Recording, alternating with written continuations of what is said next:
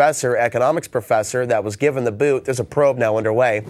Given the boot by PSU officials after confronting Zechariah Bucharest, an IDF sniper who was training, a former IDF sniper who was studying at Portland State University at this time. And so there's a number of concerns right now about agent provocateurs and operatives in Portland, Oregon, when a student like this is allowed to remain on campus after, many people have stepped forth, eyewitnesses saying that he tried to teach them how to make a highly effective Molotov cocktail, and he was also trying to sell guns to students at Portland State University, and he was encouraging some sort of a violent uprising. And so we're going to be taking a look at the Black Bloc and their activities at the recent protest on Monday, which I was at. I was serving a dual role that day as a peacemaker, if you will. Not trying to stir up violence, but trying to awake people within the Black Bloc and also the Portland Police. That in terms of the Portland Police, as long as you continue to kill people, more people will rise up against you. But to the Black Bloc, the reality is there's a lot of people that are not provocateurs that think that affecting real change means wearing a mask and destroying private property that's not even owned by the Portland Police. So it actually makes no sense whatsoever when you look at their very actions. And it raises a lot of questions why the Portland Police never seem to, and police in general across the country and across the planet, why they never seem to go after the ones causing the violence, and they end up knocking women in the teeth with batons, pushing them into walls, knocking down the ladies. I mean, we've seen video after video after video confirming that the people causing the violence in many cases are not the ones being attacked by the Portland Police.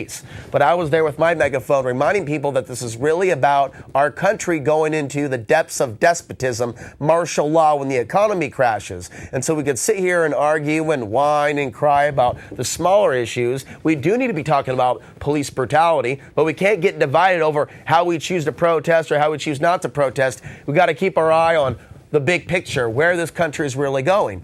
And we have to come together on the issues we agree on. But if we start destroying things, start burning things, as a result of a few people being murdered by the police, it's only going to give the police more power, more of a pretext to drop the baton over the heads of men, women, and children that might be at the protest. And so we're going to be talking about a number of things tonight. We're going to show a couple different videos. I spent many hours earlier in the day trying to get more videos from YouTube burned onto a DVD, but I was unsuccessful due to technical difficulties.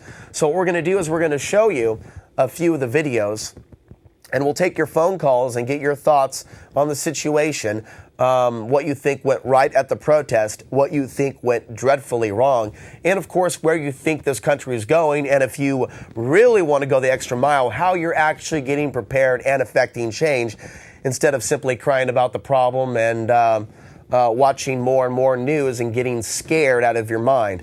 I want to hear about your real hope. I want to hear about your real strength. I want to hear about what you're really doing for not only yourself, but your friends, your family, and your community. 503-288-4442. Bill, on the DVD, we've got a rolling.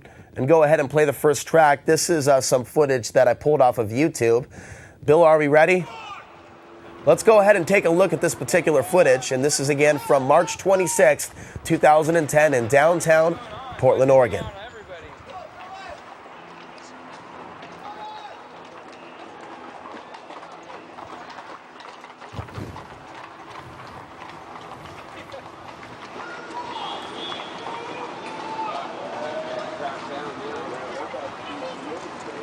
Hurt some people.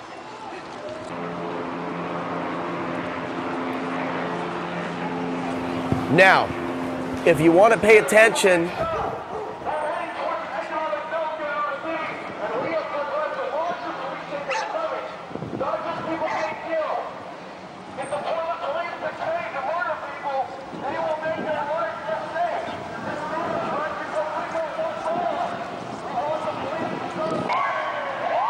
I suggest that the people watching right now on TV remember that you're going to see a number of postings over at portlandindiemedia.org, and that's where we're going to find out about the upcoming protests. But I want you to know something about portlandindiemedia.org. They will censor posts, even though they call it open posting, if you criticize the tactics, the violent tactics of the Black Bloc. For whatever reason, they're allowed to call for violence and property damage, on portlandindymedia.org. And if someone like yours truly posts an alternative view of the situation and how we affect change, I, yours truly, am censored from portlandindymedia.org from having a different perspective on the situation at hand. Remember, in anarchy, there is no freedom of speech. There are no Bill of Rights. There is only might is right. The strongest gang prevails.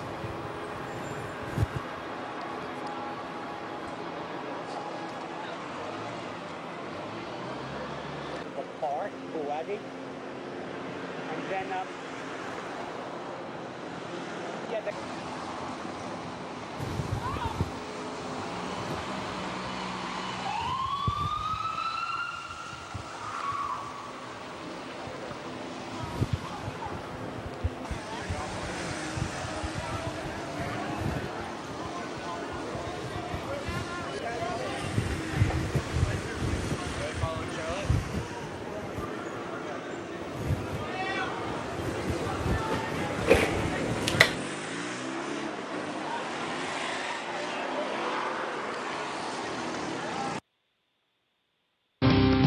Live in HD, this is K2 News at 11 on your side.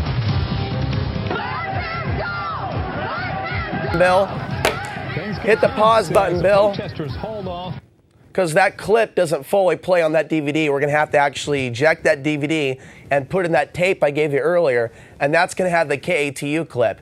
There's a Fox News clip as well, and I was on there for about 5 seconds reminding them that there's a way to go about affecting change, and there's a way to give the police the ammunition, the gasoline that they need to literally beat the living daylights out of innocent protesters, peaceful protesters. And the people protested without a permit. And again, at portlandindymedia.org, you can get the updates. But if you criticize the Black Bloc, it's all Black Bloc posting on indymedia.org. In the past, you see postings pertaining to other things, pertaining to 9/11. They censor any and all information pertaining to 9/11 being an inside job at portlandindymedia.org. So it's anything but Indy Media, and I feel very sorry for those of you out there that are not woken up to this very tragic reality that our movements in Portland, movements plural, are being co-opted in a big, big way. And again, look at the timing of this. A Portland State University professor has students coming to him, letting him know a guy is trying to sell guns on campus, trying to get people riled up to engage in violence with the authorities and with just random people. And when we talk about random people, they're calling for full-on property damage on portlandindymedia.org. And they're not being held accountable. They're not being investigated by the feds. Yet if somebody out there says something aggressive about a politician on YouTube, in many cases, we're reading these reports now, they get a knock on their door from the Secret Service. Isn't it interesting how the Black Bloc doesn't get a knock on their door from the Secret Service? Isn't it interesting how in 1999, during the World Trade Organization protests, those that were engaged in breaking windows and destroying things were living in a city building, bought and paid for by the city, with the police refusing to go in? They literally left the place when they eventually did leave, left it desecrated with fecal matter and urine all over the place. Really, really clean individuals, I got to tell you. Very respectful of land they were able to squat in. And so when you see people allowed to run muck through the streets with no accountability, no one arresting the people, the ringleaders, you've got to ask the question, what the hell is going on? Now, I've also got to tell you that somebody by the name of Luke, I believe, that was associated with this protest, and a couple other Black Bloc organizations operating locally, was murdered recently coming out of Kells or Kelly's, which is located off of Southwest 5th in Washington in downtown Portland. And he was shot in the head coming out of a bar the other day. The news says that the group he was affiliated with believes that his attacker was a neo-Nazi, that this is new gang rivalry in Portland now between the Black Bloc and the neo-Nazis. I really question the validity of that information. Yes, there's white pride groups in Portland, but we all know it's not as intense and as extreme as the media might make it out to be, as the Southern Poverty Law Center might make it out to be. So they're using fear tactics to, again, ramp up the police state, which is really directed towards peaceful protesters. And again, you already know they're trying to link the 9/11 Truth Movement and the Constitution Party to neo-Nazis and the